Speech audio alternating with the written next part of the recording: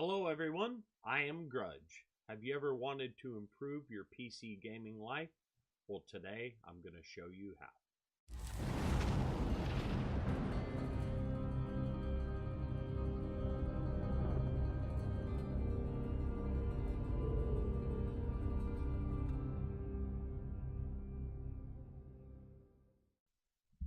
One of the things that you can do to improve your PC gaming life is using a 12-button mouse.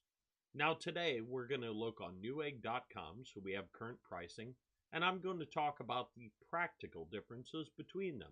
We're not worried about things like DPI. That's something to catch gamers, not improve gameplay. So let's get started. The first mouse that we're going to talk about today is the Razer Naga Trinity.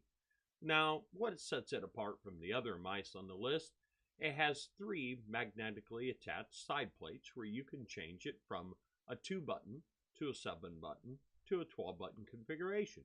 The software is pretty easy to use and pretty intuitive. It has RGB, and it's what I'm currently using. Now, I do use it because I have large fingers, and so if you do as well, this mouse might suit you quite well. The only drawback is if you use it in a 12-button configuration like I do all the time, the other two side plates aren't all that useful and it's kind of wasted money, and you might want to consider other mice on the list. The second mouse up on the list is the Corsair Gaming Scimitar Pro. It's RGB, and the thing that sets it apart from the other mice on the list is the 1 through 12 buttons are on a sliding system. By loosening a screw on the bottom, you can slide the entire panel forward and back to your comfort. The buttons are probably the largest out of any on this list. The only real drawbacks, there's two of them, is the 1 and 4 buttons tend to be very close to the mouse pad surface, so if you have large fingers like me, you may have issues pressing them. The other issue is the 1 through 12 buttons are not bound as 1 through 12 by default, so therefore you have to go into Corsair software, which isn't quite as intuitive as Razer's, and set them as 1 through 12.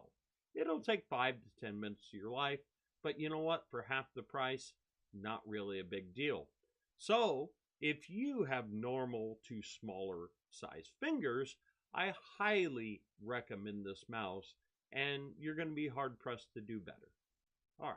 Next, we have the Logitech G600 MMO gaming mouse. I can't really question its durability or its price, but to be fair, it's not RGB. The buttons do tend to be a bit small. Anyone with large fingers is not going to like this mouse. But if you're looking for something inexpensive and you have medium to smaller fingers, this one might be worth considering. I'd love to say there's something that sets this one apart from the others, but there really isn't a whole lot to say. The software is okay. Now, that's about really all I can say about it. It's nothing that really stands out. But hey, if you're on a budget and you want to give a 12-button mouse a try, this might be worth your consideration. Now here's where things get a little more interesting. We have the Rodecat Nith Modular Gaming Mouse. It's not RGB, but the 1 through 12 buttons are completely removable and allow for a level of customization that you're just not going to have with the others. You can put virtually any configuration you want. You can have blank spaces. You've got swappable side grips in case you like a broader feel in the palm or you want it narrower. So it's got a lot of options. I haven't currently used this mouse, so I can't really comment on its comfort all that much or the software, but it looks very interesting. It is the second most expensive mouse, so it might not be for everyone. Now, I'm always looking for the better mousetrap, so I'm certainly going to be giving this one a try, and when I do, I'll make sure to post a video and give my thoughts. The final two mice on the list are the Utech Smart Venus and the Red Dragon. honestly, I can't recommend either one of these. It's so hit and miss on quality for these, we'll deem as Chinese knockoffs. I did try the Utech Smart Venus, and honestly, the buttons were stiff. The thumb bar, that's supposed to be a support, was poorly designed and almost useless, especially with large fingers. And I can't imagine the Red Dragon being any better, especially for the prices that they're asking for these. You know, if you're comfortable in trying the Chinese knockoff and they look good, go for it. But I honestly can't give them my seal of approval.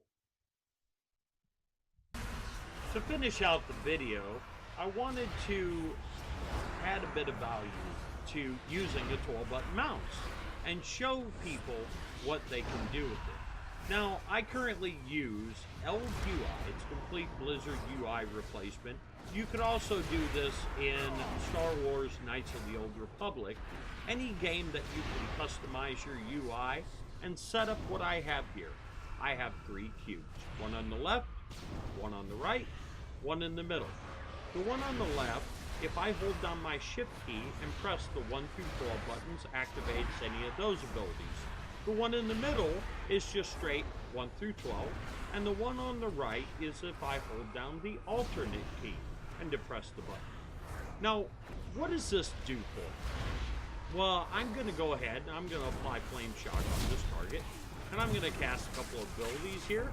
Now, if at some point in time something lights up and says, click me, then I don't have to think about knowing that's the number 3 key. All I have to know, it's on the top and on the far right. And now I'm able to activate that ability without any real thought. That is going to greatly shorten the learning curve that you're going to have with a mouse like this, and more than likely, in a week or less, you're going to feel very comfortable in using it. Now, this is what's going to enhance your gaming life, and dare I say, make you a better player. So, I hope you found that the information on all the mice that I've covered today has been useful, and that it helps you in your purchasing decision.